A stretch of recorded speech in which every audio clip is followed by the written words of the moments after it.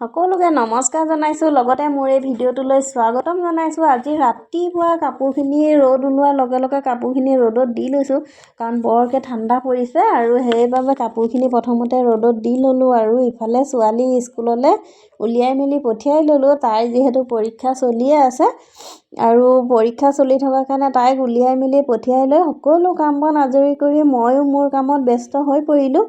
সদায় কৰাৰ দৰে ময়ো আজি কৰি গৈ আছোঁ। এফালে ব্লাউজ এটা লৈ ল'লোঁ, গতিকে এতিয়া এইখিনি কাটি ল'ম আৰু এইখিনি কৰি থাকোঁতে ইফালে 11টা বাজিব হ'লেই আৰু ছোৱালী যিহেতু পৰীক্ষা 11টা বজালৈকে, গতিকে ময়ো ওলাই মেলি আছোঁ আৰু তাইক গৈ লৈ আহিম বুলি।